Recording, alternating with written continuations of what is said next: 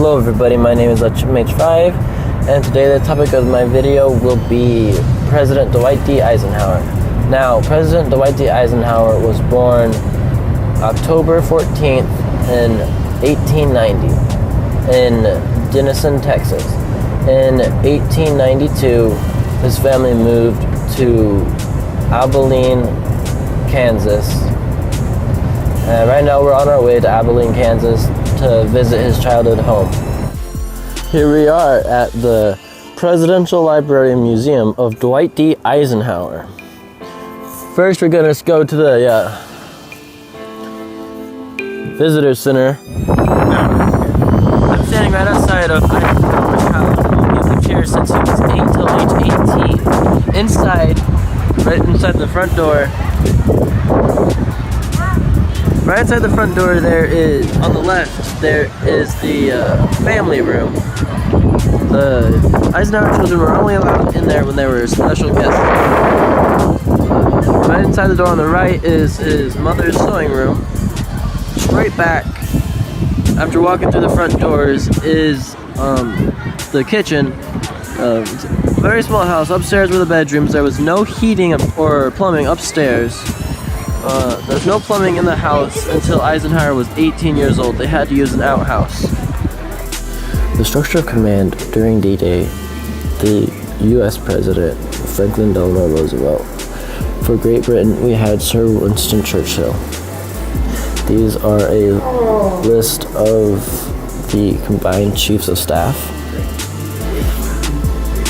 The Supreme Headquarters aligned allies was General Dwight D. Eisenhower.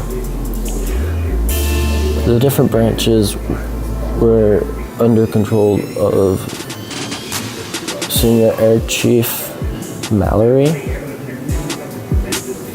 The ground forces were commanded by General Montgomery, were commanded by Admiral Ramsey. As Supreme Commander of the Allied Forces, this is the vehicle that Eisenhower drove around in.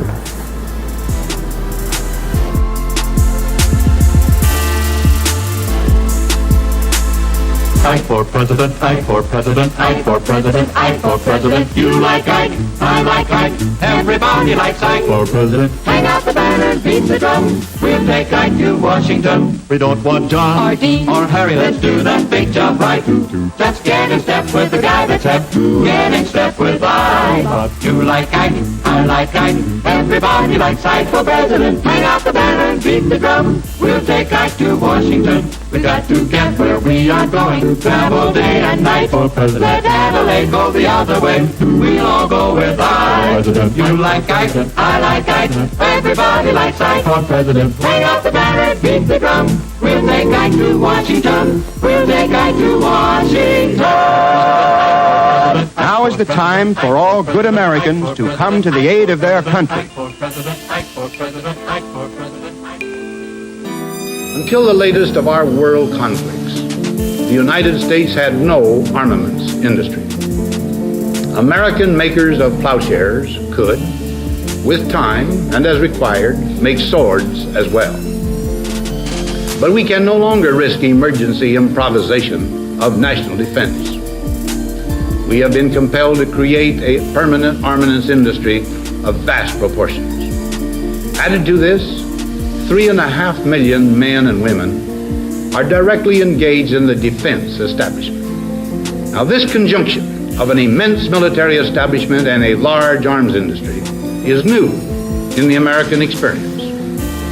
The total influence, economic, political, even spiritual, is felt in every city, every state house, every office of the federal government. We recognize the imperative need for this development. Yet we must not fail to comprehend its grave implications. Our toil, resources, and livelihood are all involved. So is the very structure of our society. In the councils of government, we must guard against the acquisition of unwarranted influence, whether sought or unsought, by the military-industrial complex. Dwight D. Eisenhower, sincere and vigorous, a man in any cloth, Soldier, educator, or statesman, architect of victory in Europe, in World War II, he swept the forces of Hitler to total defeat. He returned home and his own people took him to their hearts. In New York, he waved happily as a storm of confetti and ticker tape swirled down around him. He was a man of the hour. A leader in civilian life, as President of Colombia, Ike championed the cause of freedom. Then NATO called him, and in one short year he made allies out of old enemies and helped unify Western Europe.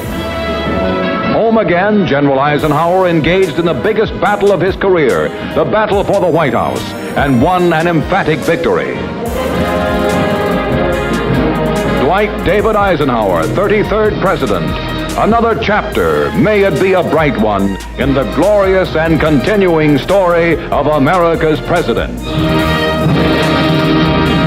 This is the final resting place of Dwight D. Eisenhower, his firstborn son, and his wife.